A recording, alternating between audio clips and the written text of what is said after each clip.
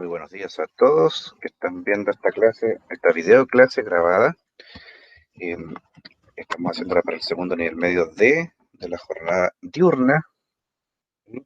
Hoy día vamos a ver lo que es la guía de aprendizaje número 1, diversidad y discriminación. Ya hemos visto la semana pasada lo que tiene que ver con el análisis de 6 imágenes que nos dan la inducción a este tema que propone esta guía del Ministerio de Educación. Y hoy día vamos a revisar específicamente lo que tiene que ver con eh, lo que propone como primera lectura para acercarnos al discurso argumentativo. Porque, dicho sea de paso, lo que estamos estudiando en esta ocasión se refiere al discurso del argumento, a cómo podemos defender una idea a través de este tipo de texto. Y lo que vamos a leer también a continuación es un ejemplo de esos textos argumentativos eh, desde el punto de vista estructural. También vamos a ver las preguntas asociadas que propone esta guía para poder responder. Y finalmente, también incluir en esta ocasión algunos videos que nos van a poner en contexto antes de comenzar a ver la lectura y las preguntas de este módulo. Así que te invito a que puedas poner atención en esta clase que está siendo grabada para ti. Vamos a comenzar primero con un primer video que habla sobre cómo se originó el problema de la capa de ozono, del agujero de la capa de ozono, porque eh, esto ha traído consecuencias mundiales catastróficas para el cambio climático. Desde esa década tuvo mucho auge este tema y ahora pareciera que se ha dormido en la opinión pública el tema de la capa de ozono. Entonces, lo que vamos a hacer es revisar precisamente cómo era desde esa época hasta los tiempos actuales el problema de la capa de ozono, del agujero de la capa de ozono. Incluso dicen que las noticias que se está cerrando el agujero que está en el polo norte, pero aún en el sur ocurre que esto va en aumento, al contrario de lo que pasa en el norte. Entonces, eh, ¿cuáles son las causas? ¿Qué estadística, con qué estadística contamos? ¿Cómo fue que se elaboró el Tratado Internacional para proteger el ozono como nuestro blindaje contra la radiación ultravioleta del Sol?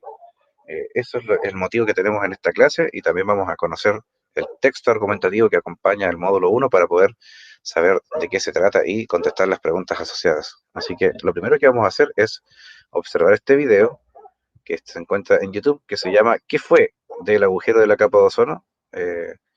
Un video de la organización Open Mind.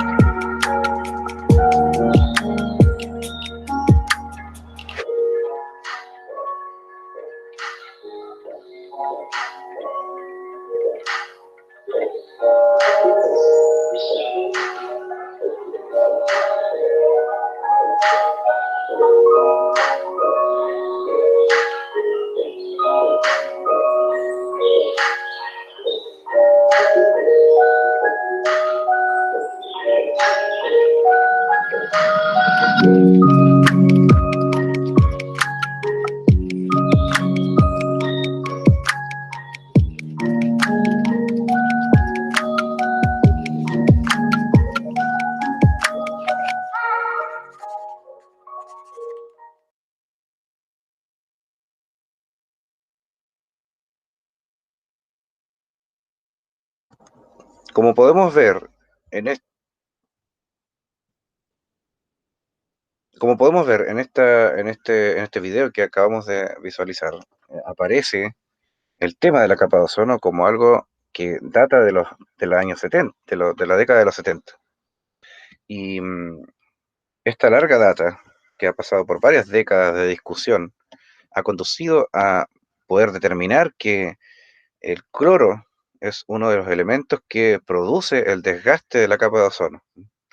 Y específicamente las investigaciones de estos científicos determinaron que los productos clorofluorocarbonados son los responsables de este crecimiento del agujero de la capa de ozono, porque también lo que circula dentro de un refrigerador que tienes en tu casa es un gas que es nocivo para la capa de ozono. Y lo que pasa es que cuando este refrigerador que estás ocupando en tu casa se acaba su vida útil y se va al vertedero, porque en Chile no tenemos una cultura de reciclaje o de tratamiento de residuos, cuando este producto se va al vertedero, cuando este electrodoméstico se lleva ahí, esos gases escapan. ¿No? Por alguna razón se destruye, se degrada la carcasa que los contiene y se escapan esos gases y se van a la atmósfera. También las grandes industrias que se preocupan de la refrigeración de productos a gran escala también liberan este gas clorofluorocarbonado. Y estos compuestos se encuentran también en los aerosoles de uso más común. Entonces, el impacto que tiene este tóxico para la atmósfera es a gran escala. Uno piensa que por usar un aerosol no va a causar mucho daño, pero a pesar de todo, eh, esos gases se van juntando a través de la gente que los utiliza, de las grandes industrias que contaminan a gran escala y finalmente la capa de ozono es la que se lleva el daño. La capa de ozono sirve como un escudo para reducir la radiación ultravioleta que ingresa a nuestro planeta y de ella depende la vida también en esta Tierra. Mm, si dejara de existir la capa de ozono de un día a otro, morirían todas las especies que hay en el mundo producto de la radiación ultravioleta. Y eso es gravísimo, es un asunto que no es menor.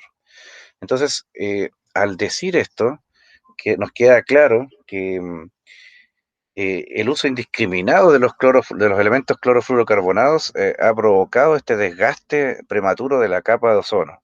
Y si bien es cierto que las noticias actuales están diciendo que el agujero de la capa de ozono que se encuentra en el Polo Norte se está empezando a cerrar, en el sur la cosa es diferente. Acá todavía sigue en expansión el agujero de la capa de ozono. Por eso la radiación solar en el sur, en el hemisferio sur, es mucho más fuerte que en el norte. Ya pasa que uno vive experiencialmente eso cuando va a la playa en verano, que antes uno podía estar bajo el sol sin problemas. En la década de los 70, 80, la gente consumía radiación solar sin problemas de quemarse, pero ahora la cosa es diferente. Uno está, a pesar de que ahora hace frío y estamos en pleno otoño, en verano, si uno tiene la oportunidad de viajar a una playa y tomar sol, se da cuenta que la radiación es tan fuerte que a los pocos minutos ya empiezas a sentir la piel quemada, literalmente. Y ya las pantallas solares, las pantallas bloqueantes solares que se venden, los bloqueadores, eh, bordean el factor 50, 60 como mínimo. ¿Eh? Antes era impensable usar un factor tan alto de protección solar porque no era necesario, pero ahora sí se nota que el sol quema más que antes. Y eso pasa porque de alguna manera el impacto medioambiental que tiene el uso indiscriminado de los clorofluorocarbonados ha logrado que estemos en estas condiciones. Quizás en varias décadas más, nuestras nuevas generaciones, las que van a seguir después de nosotros, van a vivir un tiempo extremadamente más difícil que nosotros. Eh, Me imagino la humanidad en unos años más usando trajes para no morir víctima de la radiación ultravioleta, que es una radiación tan dañina y que incluso es cancerígena, ¿eh? Se ha demostrado en estudios que una exposición muy prolongada al sol puede producir cáncer a la piel y otras enfermedades. Entonces, es un tema que no es menor. Bueno, el video que acabamos de ver entonces tenía que ver con eso, y lo que vamos a ver a continuación ahora es un resumen en 3 minutos, ¿eh? Estos videos de 3 minutos de qué es la capa de ozono, cómo se compone, qué componentes tiene nuestra atmósfera, qué porcentaje representa el total de gases que circulan el ozono, y cómo es este tema de la degradación del ozono como una fuente protectora de la Tierra, ¿no? Que producto del uso indiscriminado de clorofluorocarbonos. Vamos a revisar ese video a continuación, que dura solamente unos 3 minutos y algo.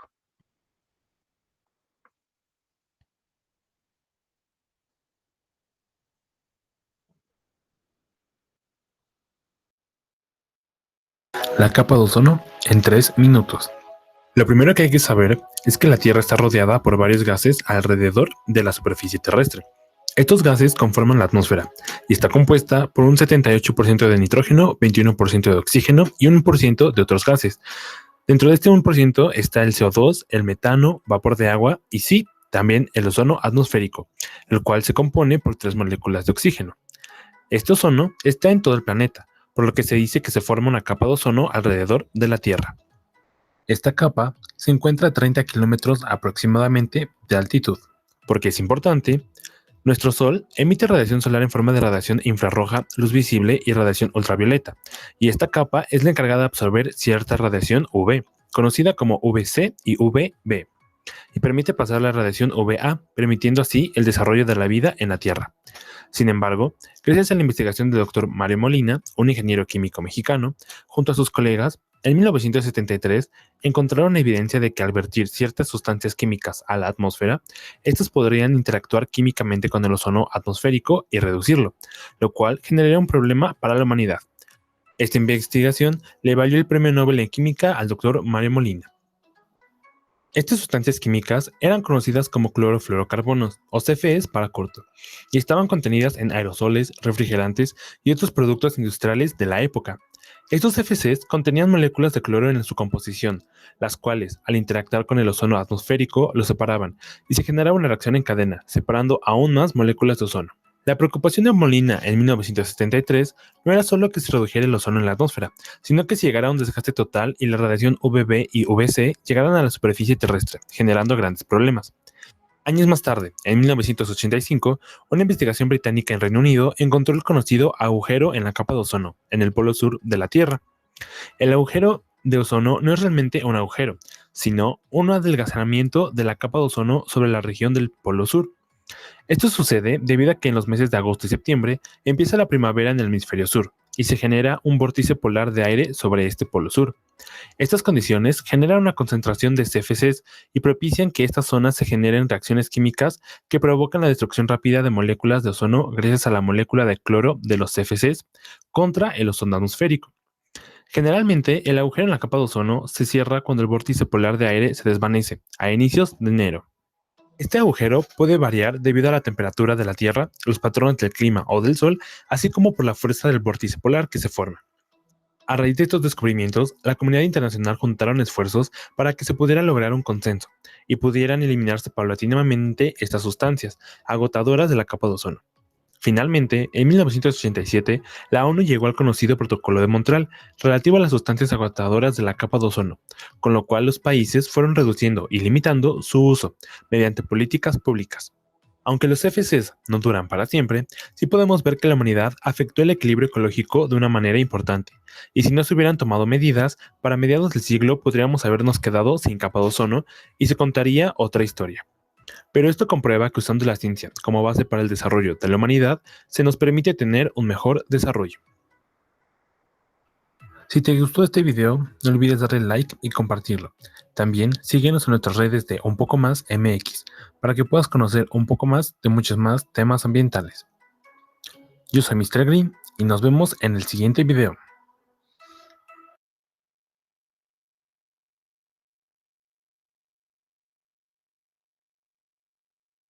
El video que revisamos a continuación nos permite conocer el protocolo de Montreal como una acción humanitaria para poder defender el ecosistema.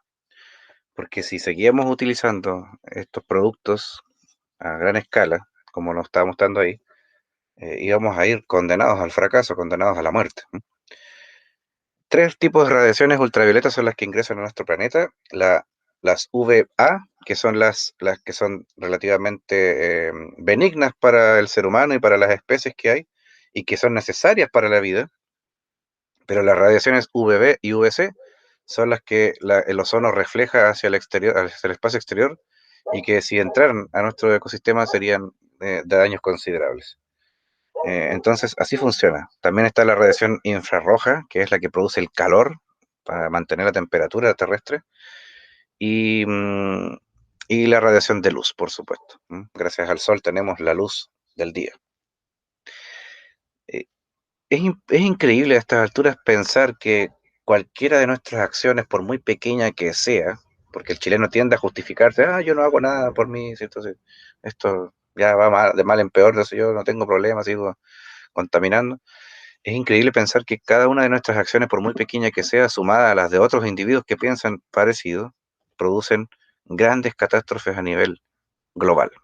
Y ya a estas alturas pensamos que el ecosistema eh, es responsabilidad de todos.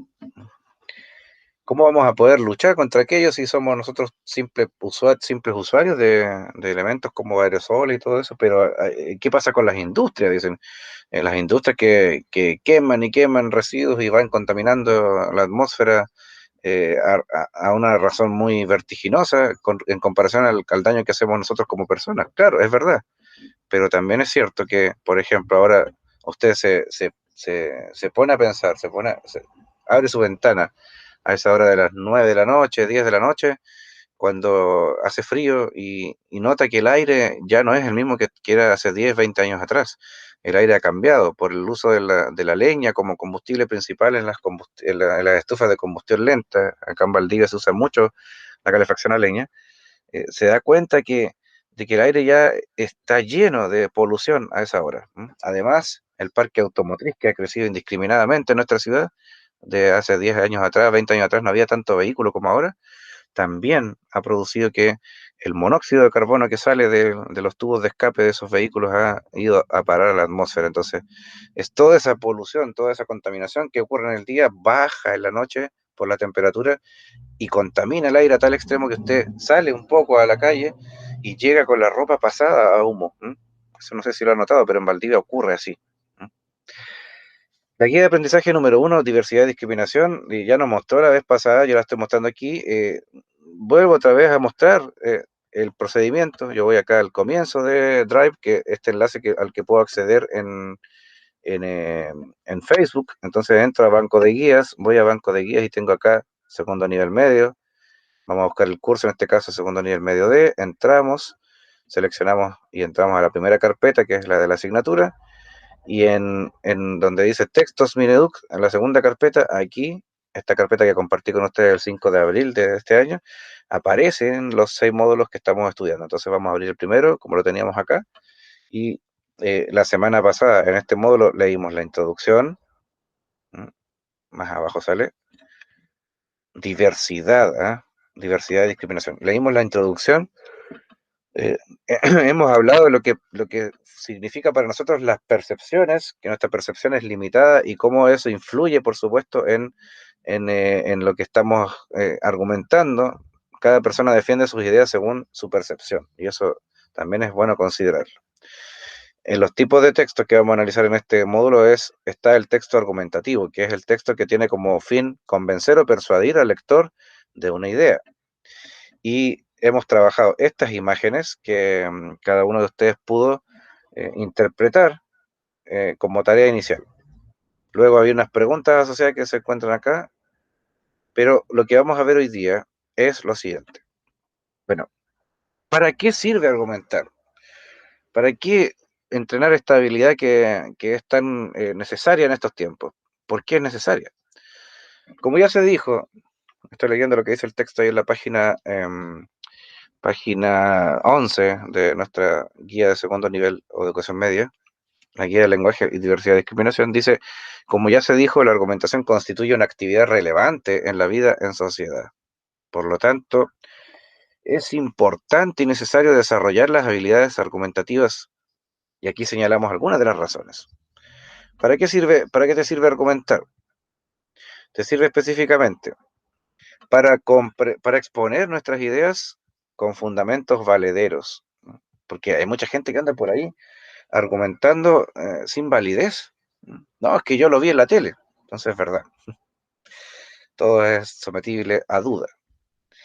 Para exponer nuestras ideas con fundamentos valederos y verdaderos, para comprender los argumentos de otros o reconocer cuándo nos identificamos con los argumentos de otros, porque podemos estar en acuerdo o en desacuerdo con lo que expone la gente. Y por eso, esa es la gracia, esa es la gracia de la argumentación. Poder estar en acuerdo o en desacuerdo y respetar, por supuesto, la idea contraria y ajena.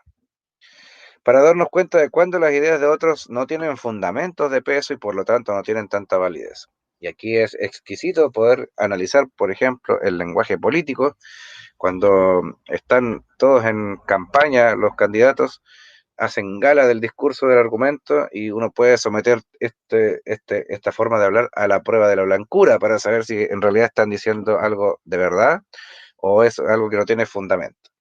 Y así también pasa con personas que conocemos en el diario vivir. Nos pueden argumentar cosas, por ejemplo, desde dar excusas en el trabajo de por qué llegaste tarde, hasta exponer creencias personales, todo pasa por la argumentación. Y hay que estar atentos a los fundamentos de peso que tiene ese argumentador, o bien si no los tiene. Por extensión, nos permite tener mejores relaciones con otras personas, ya que facilita el diálogo y la comprensión de las ideas y propuestas de otros. Y aquí es importante porque hay mucha gente que, como se dice coloquialmente, se agarra del moño cuando conversa temas cruciales. Por eso está prohibido, dicen, hablar de sexo, política y religión. Pero en realidad cuando se tocan estos temas, están prohibidos en el uso social porque la gente se enoja, la gente se apasiona por lo que cree y lo defiende a tal extremo que descalifica a la otra persona, como lo vemos, por ejemplo, en las falacias argumentativas que vamos a estudiar más adelante, específicamente la falacia ad hominem o la del ataque personal, que es clásico ver esto en la argumentación, cuando la gente se llega a insultar cuando no respeta la idea contraria. ¿No? Para desarrollar nuestras capacidades lingüísticas y ciertas actitudes de seguridad y confianza en nosotros mismos. Y esto es importante porque ¿cuánta gente anda diciendo por ahí, no, profe, sabe que no quiero leer porque me da vergüenza? Está bien, sí, es verdad. Pero si para usted es un problema acercarse a otras personas a pedir algo, por ejemplo, si usted va a una oficina y quiere lograr hacer un trámite y le da temor pararse frente al funcionario que le atiende ahí y pedirle ese favor porque piensa que lo van a rechazar, o si para pedir trabajo, por ejemplo, usted quiere eh, lograr el éxito y que lo contraten, todas estas escenas de temor que nos producen miedo para poder actuar, se combaten practicando el discurso argumentativo. Es decir, lo que estamos estudiando aquí también sirve para que tú tengas seguridad, para que tengas confianza en ti mismo, para que entiendas que el mundo no está para juzgarte, el mundo está para ayudarte, pero tú tienes que saber pedir la ayuda, tienes que saber ser claro, saber fundamentar tus creencias personales, defenderlas, pero sin agotarse en discutir con personas que no merecen tanto tiempo de discusión. ¿No? ¿No se ha dado cuenta que hay personas que usted le conversa algo y quieren ir a la confrontación? Entonces usted cae en el juego también y termina agarrado a las mechas con esa persona por lo que cree o lo que expone, porque no está de acuerdo con lo que dice. Entonces, eso es lo que hay que evitar a toda costa. Como hemos visto la semana pasada, la característica de un buen argumentador es mantener el control, el dominio de sí mismo, sin perder el control, ¿no? Y acá, la seguridad y la confianza son claves. Hay que mostrarnos seguros.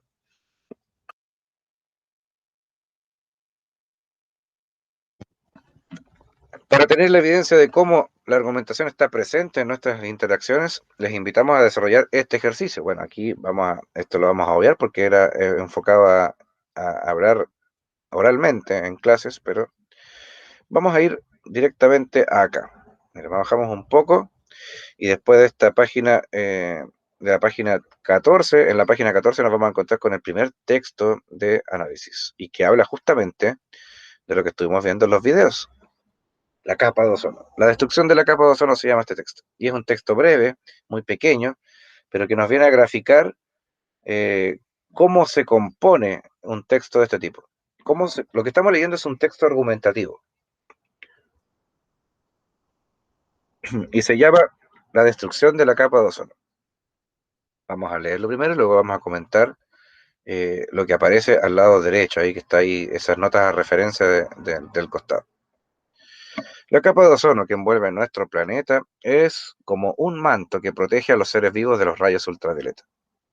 Pues bien, en el año 1982, los científicos descubrieron un agujero en la capa de ozono sobre la Antártida, y este agujero ha venido aumentando de forma alarmante durante los últimos años.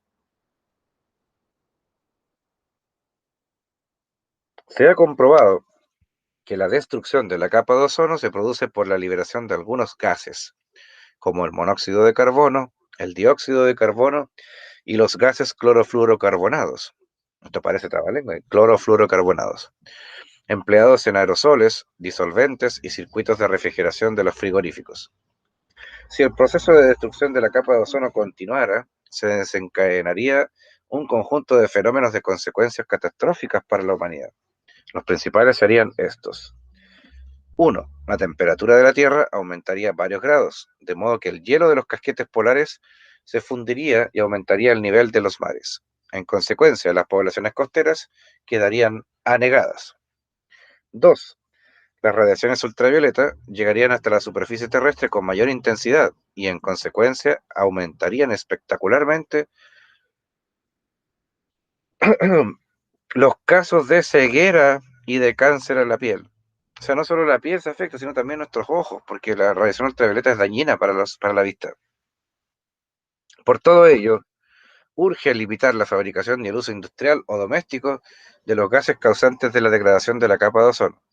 De otro modo, la humanidad se vería abocada a un desastre ecológico solo comparable a una guerra nuclear. Me gusta cómo termina ese texto porque el daño es tan grande que puede ser comparable a una guerra de bombas nucleares. Podríamos desaparecer todos de la faz de la Tierra si no le tomamos importancia para esto. Y la mayoría de las personas piensan, bueno, nosotros ya vamos a morir de viejos, pero ¿qué va a pasar con nuestras nuevas generaciones? Los hijos de nuestros hijos, nuestros nietos, nuestros bisnietos, ¿cierto? Los que vienen después de nosotros, van a vivir las consecuencias. Entonces no se puede ser tampoco tan egoísta. Hay que pensar en lo que va a pasar en el futuro. Esto se empezó a descubrir en 1982 y yo nací 2 años después, en 1984, y no tengo muchos recuerdos de cuando era pequeño, pero sí ya cuando estaba un poco más grande, en los años 90, ahí se hablaba harto de este tema de la capa de ozono en la televisión. Y se produjo incluso hasta un cierto temor, un pánico colectivo con respecto a que íbamos a desaparecer de la Tierra si no arreglábamos el tema de la capa de ozono y el desgaste de la capa de ozono. Bueno, aquí el primer párrafo de este texto aparece que se trata de la introducción, donde se expone el tema y la tesis. Por un lado, cuando dice la capa de ozono que envuelve nuestro planeta es como un manto que protege a los seres vivos de los rayos ultravioletas, esa es una premisa que viene siendo el tema. ¿De qué se va a tratar este texto? De la capa de ozono, que envuelve este planeta. Pero si leemos más abajo, dice, este agujero ha venido aumentando de forma alarmante durante los últimos años. Eso corresponde a la tesis del texto. ¿Por qué? Porque aquí estamos haciendo una afirmación y esa afirmación no puede subsistir por sí sola, debe ser sustentada en los argumentos. Los argumentos serán entonces, imaginemos que tenemos una mesa enfrente de nosotros. La base de la mesa o la cubierta de la mesa va a ser la tesis. Pero esa tesis por sí sola no va a tener sentido si no tiene las 4 patas. Bueno, hay mesas de 3 patas, de 1 pata, lo que sea, pero las patas de la mesa son las que sustentan la cubierta. La mesa es tal porque tiene sus patas, si no, no prestaría función de mesa, sería una tabla botada en el suelo. Entonces, los argumentos de esa tesis son las patas de la mesa. En el texto de abajo aparecen varias indicaciones también marcadas en color negro, donde encontramos los argumentos. La primera premisa que aparece en el primer párrafo es que se ha comprobado, dice, que la destrucción de la capa de ozono se produce por la liberación de algunos gases. Ahora, eso de se ha comprobado hace referencia a un estudio, por supuesto, que tiene que ver con este asunto de la capa de ozono. O sea, se han hecho estudios de medición de la capa de ozono. Y dice más abajo que si el proceso de destrucción de la capa de ozono continúa, se va a desencadenar una catástrofe. Eso también corresponde a un argumento, porque se hace una predicción de lo que va a suceder más adelante si no se tiene cuidado con ello. Por abajo también, en estos dos párrafos, uno que habla sobre la temperatura de la Tierra y otro que habla sobre las radiaciones ultravioleta, también se pueden tomar como argumentos de hecho. Los argumentos de hecho corresponden a todas esas cosas que se pueden comprobar empíricamente, o sea, en la práctica. Si hacemos esto, conseguimos esto otro. Si la temperatura de la Tierra aumenta, se derriten los casquetes polares, sube el nivel de las aguas, se inundan los pueblos costeros. En el de abajo dice que si las radiaciones ultravioletas llegan hasta el planeta con mayor intensidad, nos quedamos ciegos y con cáncer a la piel. Eso se llaman argumentos de hecho.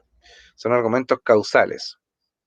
Y por último, en la conclusión, generalmente se deja invitado al lector a que pueda seguir pensando sobre el tema, seguir reflexionando sobre el tema o investigando más información. Es lo mismo que pasaba cuando estuvimos viendo el tema de nuestras columnas de opinión. La columna de opinión, cuando se redacta, se hace así, invitando al lector en la conclusión a que siga investigando sobre el tema. Ahora bien, para aclarar un poco más de lo que dice aquí en este texto, es bueno revisar el vocabulario que está adjunto. En este caso tenemos que la capa de ozono es una capa protectora de la atmósfera que permite preservar la vida sobre la Tierra y actúa como escudo para proteger la Tierra de la radiación ultravioleta perjudicial proveniente del Sol. Por otro lado, están los rayos ultravioleta, que son los rayos solares. Está el agujero, que significa abertura más o menos redondeada en alguna cosa. En este caso, en la capa de ozono se forma un agujero en el polo sur. Bueno, y te dirá, si está en el polo sur, en la Antártica, a mí no me afecta. Al contrario, nosotros que vivimos acá en el sur de Chile, sí también afecta el agujero en la capa de ozono. Está muy cerca como para considerar que no nos afecta. Prueba de ello es que ha aumentado la radiación solar de un tiempo a esta parte. Y cuesta estar en la playa sin quemarse bajo el sol si usted no está protegido bajo un quitasol o bajo una pantalla bloqueadora solar. Fenómeno significa cosas extraordinarias y sorprendentes. Los casquetes que nombraba en el texto son superficies de hielo en los polos.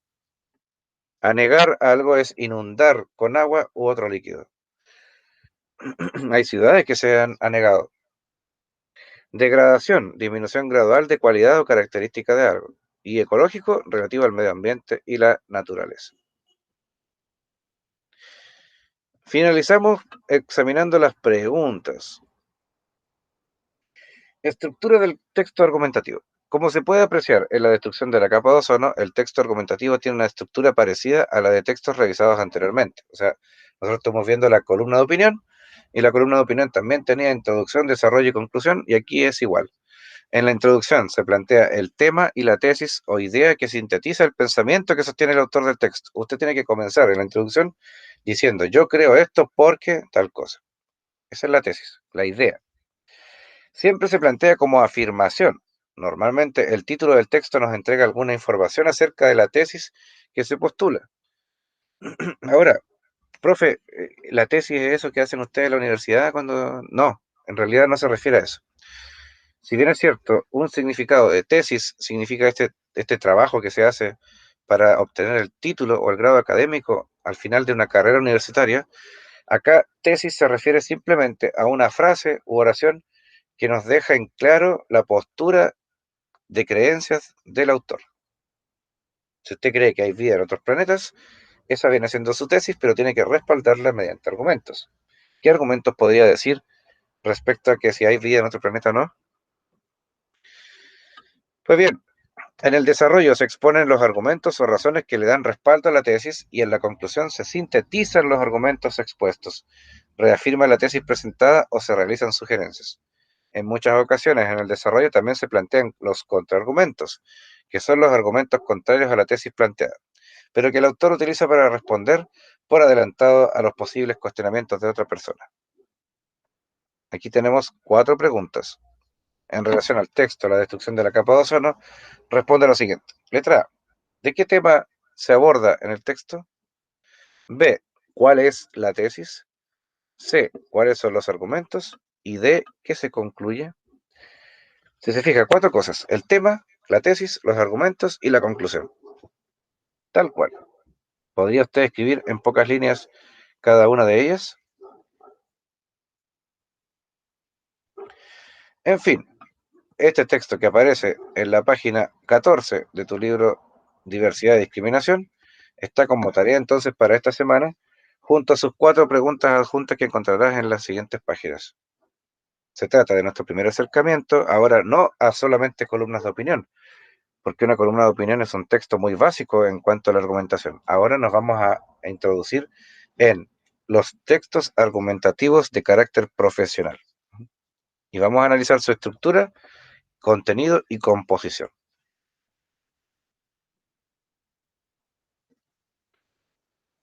No olvides enviar tu tarea por correo electrónico a la dirección que ya señalé en todas las guías, en todas mis guías en la parte superior de la página aparece mi dirección de correo electrónico, así que estaré esperando sus trabajos sobre esta guía de aprendizaje número 1, diversidad y discriminación, para la asignatura de lenguaje y comunicación para segundo nivel o ciclo de educación media de la modalidad de educación para personas jóvenes y adultas.